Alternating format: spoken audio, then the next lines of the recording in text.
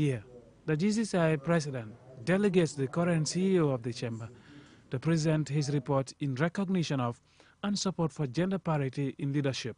Sarata Konate is the first woman to be a CEO of GCCI. Overall, GCCI's ability to generate income whilst maintaining financial discipline has never been stronger and is demonstrated through this tremendous growth of profitability from the last year's 22 financial statements. That financial discipline and income generation initiatives referred to at this meeting by the CEO have brought some fascinating results for the GCCI members. The audited financial statements and accounts of the GCCI show income generation has jumped from more than $29,269,000 in 2021 to more than $33 million in 2022. Also, the total value of the assets owned by the chamber has increased from more than $37 million in 2021 to more than $46 million in 2022. PKF, an independent auditing firm in the Gambia, audited the GCCI accounts. Omar Cham, an audit consultant from PKF, reads the audit report. In our opinion, the accompanying financial statements give a true and a fair view of its financial performance, its cash flow for the year then ended in accordance with generally accepted accounting principles, GAAP. Major sources of income of the GCCI include annual subscriptions, fundraising activities, levies and capital grants, which have contributed to the GCCI financial growth. Idrissa Mas Job is the president of the GCCI. We'll have a bigger and better one that is coming. We have been raising funds for members, like the $1 million that we got from the Roots Foundation, the Roots project, to be able to give back to our members. But we want to give it to the deserving members. I just wanted to. I love this graph. Businessmen like to see that we are making money. Thank you. Almost all the members who reacted to the reports presented expressed satisfaction with the GCCI's financial performance. Abdoulaye Touré is the chairman of the GCCI Advisory Board and a former president of the chamber. As President Idi Job will always say, we are the engine of growth. But if you have an engine without petrol, I don't think it will move. And on a final note, we'll begin to see that the chamber is now becoming the veritable engine of growth. Invited to share some words of inspiration at the general meeting is Professor Muhammadu Emoka, Gambia's ambassador to the UN office at Geneva, the World Trade Organization and other offices in Geneva. And Gambia is very small, so we can move to the digital trade platform. And secondly, e-commerce. I've seen on your report digital trade. I've seen in your report e-commerce. I'm not talking about low level. We need to be intentional about it because that's the future. The auditor's report and financial statements were considered and adopted by the GCCI members. Founded in 1967, the GCCI is the umbrella body of business in the Gambia. It facilitates and promotes trade and protects the interests of Gambian businesses. Mohamed Lamin Choi, QTV News. As the Gambia joined the rest of the world to celebrate International Youth Day on the 12th of August, the Minister of Youth and Sports, Bakari Waibaji, has spoken about the government's resolve to empower Gambian youths to unleash their potential and the impact of climate change on the environment. The theme for this year's celebration is Green Skills for Youth Towards a Sustainable World. Here is an excerpt. Young people are the generation most affected by the crisis we face today. And at the same time, they are also the ones with great willingness, determination, and capacity to bring sustainable positive changes and improvement. One of the most persistent crises of our society is facing is the climate change and environmental disruption. To gain resilience and act with knowledge and power. In light of these challenges, youths should be provided with opportunities and spaces that support them in skill building for sustainable economy. Despite these challenges, majority of Gambian youth in our communities and in the diaspora continue to demonstrate resilience and commitment to maximally utilize the opportunities provided by the government and partners across all sectors. The government of the Gambia, under the leadership of His Excellency President Adama Barrow, through my ministry, will continue to prioritize youth empowerment and Development, as emphasized in the Recovery Focused National Development Plan 2023 to 2027. On harnessing the demographic dividend, young people constitute more than 65% of the population, and their meaningful engagement and development is critical to sustainable national development.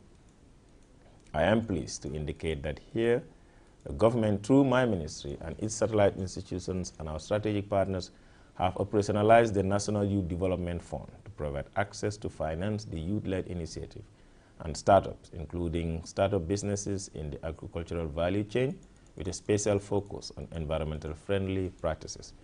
The Gambia Songhai initiative in Chairman will continue to train young people in innovative agricultural practices, providing high yield and protecting the environmental biodiversity. These, among other advocacy, skill training, and sport development programs under my ministry are expected to give youth the much-needed platform and opportunities for innovation, employment creation, leadership, and capacity to contribute towards national development. Understanding the green skill and the extent to which they induce significant change in our society shines a spotlight on the bearer and contribution to the future and prosperity of the world, the young people. Young people can play a critical role in how the sustainable development process in organizations, institutions, and communities will work. If empowered and proactively focused on those matters that highly impact their lives, youth will be able to unleash their potential, act as agents of positive change and sustainable growth, and thus make their society thrive towards a sustainable development.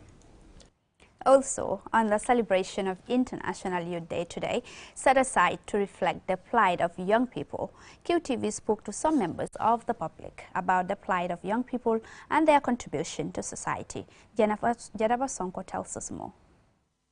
On December 17, 1999, the UN General Assembly endorsed the recommendation made by the World Conference of Ministers responsible for youth. This gave birth to International Youth Day. It was first celebrated on August 12, 2000, and ever since, the day has been used to mobilize the youth in different sectors and manage resources to address global problems. The theme for this year is Green Skills for Youth, towards a sustainable world. This comes as most countries transition to green economies. Youth are taking action on climate change mitigation and adaptation, championing educational awareness raising and behavioral change campaigns. Gambia's Fatou Dieng is part of the UN Secretary-General Antonio Guterres' 7 young climate leaders who will form his next youth advisory group on climate change. Organizations such as Green Up Gambia and the Gambia Environmental Alliance have been engaging young Gambians. Modou Jallow shares his thoughts on International Youth Day. I think it's actually a moment that the government, can sit and reflect on, some of the achievements that have been made, and then what has worked, and then what hasn't worked, and then how can we try and then make some changes and some adjustment in order to be able to perfect the situations. Because there are so many other areas that the government can explore. So I think that's something that's very important to have this Youth Day in order to be able to reflect on our trajectory at this point. Lack of access to employment opportunities among Gambian youth is widely cited as a major contributing factor to irregular migration. Banna Kuyata is a student, shares his thoughts on youth and irregular migration. Yeah, the government really need to consider youth because the youths are really going into illegal migration in their large numbers, and therefore if there were many things for the youths to do, the illegal migration would have been minimized, because when the youths have a lot of things to do here, when they are obsessed to what they do, and they wouldn't go into illegal migrations. In the Gambia here, when they show youths, what our mind goes to is sports. It's either sports or illegal migration, and these are not just the things that that youths need to do. On International Youth Day, we reflect on the plight of young women. While the majority of young women have experienced discrimination, a majority feel confident enough to challenge it themselves. This means that a large degree of discrimination among young women may currently be going unchallenged. Here is Ndei Sambo, a tech enthusiast. Yeah, they just need to empower the youths more, and especially the ladies, and then in different sectors in the country. most especially the tech sector, because most people believe that the tech is actually a male-dominated industry, but then like we the women need to fit in there. We need more women in the tech sector, and then I guess most women are really not empowered that much, and then like they don't feel that they're actually welcome in the tech sector. A recent labor force survey shows that youth's labor force participation rate is around 15 points below that of adults, which is 38.1% compared to 53.5%. The unemployment rate is 3 times the corresponding adult rate, which is 10.5% and 3.8% respectively. If this is not addressed, young people will continue to venture into undesirable activities that will continue to make them an economic burden. Reporting for QTV News, I am Jenna Basonko. Happy International Youth Day to all the youths around the world. That report by Jenna Basonko will take us to a short commercial break. When we return, we have some more local as well as international news stories for you. Do stay tuned.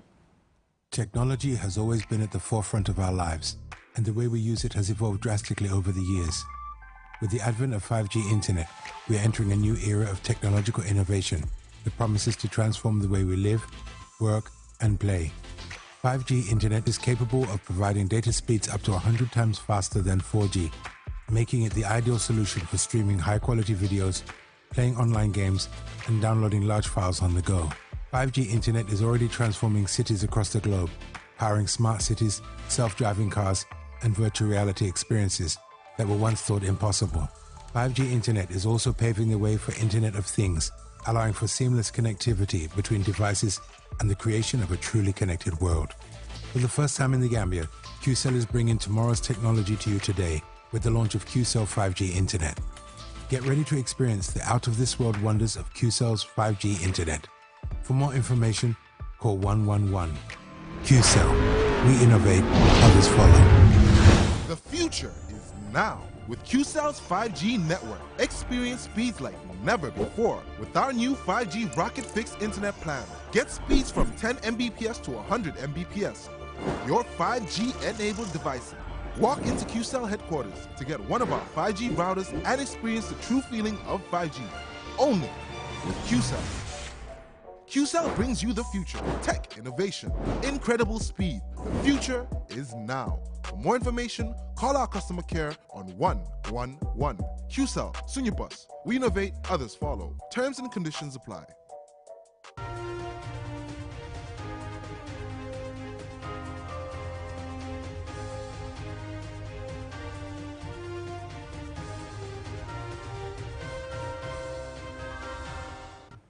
Hello, if you're just tuning in, this is QTV News. Now, 21 trainees concluded a week-long course on Friday as orthopedic technicians in prosthetic technology. The training was organized by the Directorate of Social Welfare under the Ministry of Gender in collaboration with Swiss Ability. I attended the closing ceremony at the Social Welfare premises in Banjo, and this is my report. Dr. Tomislav Matijevich, President of the Swiss Ability, thanked the ministry for their relentless efforts to make the initiative possible. The monolimb technology that we showed here, that we trained here, and that has been applied to many patients is a very simple one. There are only 4 components that are necessary to make this, which means in the end, first, that is done very, very quickly, 3 hours. And second, there's nearly no maintenance. And you can go on and go on and go on using it in any terrain. It doesn't matter where you are. Fatou Kinte, the Minister of Gender, said disabled people are stigmatized and discriminated against everywhere, and the Gambia is no exception. The Minister therefore welcomes the partnership, which she says will go a long way towards helping amputees in the Gambia. For us at the Ministry of Gender, we are going to fully equip this training center, this orthopedic unit, build the capacity of the staff, provide more equipment so that they are able to provide the services to our amputees. That's the immediate term. The medium term, we will come up with a mobile unit when we can go around the country and do limb manufacturing and make sure that people who are amputated have limbs. And in the long term, we are planning to have an orthopedic unit in each region of the Gambia, so that there's decentralization. People don't have to travel all the way from Basse to come here for these services. Roberto Augusto, Executive Director of Swiss Ability, says although the certificates are important, the medical personnel should put greater emphasis on the work than the papers. And I would like to say that you, technicians, physiotherapists, and mechanics, you are the future of rehabilitation in this country. There is no one else in Gambia. You are the only ones. If you don't multiply what you have in your heart is to care for the disabled people, and what you have in your hands, the skills to make a real difference, nothing will change. We are appealing to our government to bring more materials, to bring more infrastructure. But without you, they can do nothing. Sali Haidara and Aramata Kamara, both beneficiaries, thank the ministry and partners for the life-changing opportunity.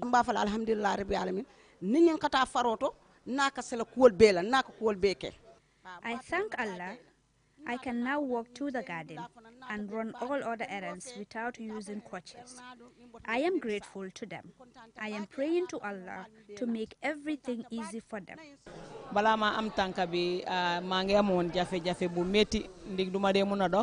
Before I got this prosthetic limb, I found it very difficult to walk. I used crutches, but now I am able to walk and do all my errands. I am very happy with this initiative. The event saw certificates awarded to the trainers and the participants. For QTV News, I am Juldenjai. Peace Corps the Gambia sworn in another batch of volunteers in Kiangma Sembe in the Lower River region on completion of their 10-day pre-service training. Our regional correspondent Bakari Balde attended the ceremony, and this is his report. Since 1967, the United States Peace Corps have been contributing significantly to various sectors of national development, such as education, environment, agriculture, health and youth empowerment, and an estimated 1,800 Peace Corps volunteers have served the country. Today, the Peace Corps office in the Gambia swears in another batch of education volunteers who will be deployed to schools in NBR, LRR, CRR, and URR. Sire Moli is the Peace Corps country director. I now take a moment to remind you that your 2 years of service will not always be easy, and over the next 2 years you will be challenged and tested in ways yet unimaginable to you. Yet there will be days in Peace Corps where you truly feel that you have conquered the world, and then there will be days where you wonder if you will ever accomplish anything at all. Saron El Koroma, the United States ambassador, said U.S. Peace Corps volunteers are a good example of the spirit of volunteerism in community service and outlined how the Peace Corps started. More than half a century ago, John F. Kennedy challenged American college students to leave the comfort of their homes and communities to devote 2 years of their lives to help people in developing countries around the world. Soon after he was elected, in March 1961, President Kennedy established the Peace Corps on the simple principle that one person can make a difference in the world. Claudiana A. Cole, the Minister of Basic and Secondary Education, highlights the impact of the Peace Corps educational projects that complement government's strives to achieve quality education. It is gratifying to learn that the education sector strategic plan project framework focused on one of my ministry's education priority intervention areas, including the acquisition of early literacy and numeracy. Sajo Dumbia, Deputy Director of Programming and Training, and Christina Niel, a Peace Corps volunteer, expressed their delight about the program. Madam Minister, I wish to again especially recognize the regional education staff, and the director in particular, to all of you for a great job that they do. We are here to support the process of teaching the Gambia's young minds and to learn from them as well. The transformative impact of the Peace Corps is measured in many ways in the communities they serve in the past. Now that these new education volunteers are officially sworn in, they will spend 2 years in the country helping schools. Bakari Balde, QTV News. The report by Bakari Balde will take us to some international news stories.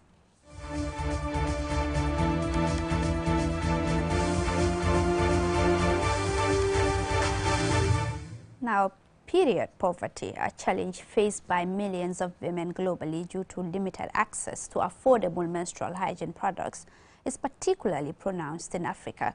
BBC research highlights the heavy financial burden as women in Africa spend up to 13% of their income on menstrual products.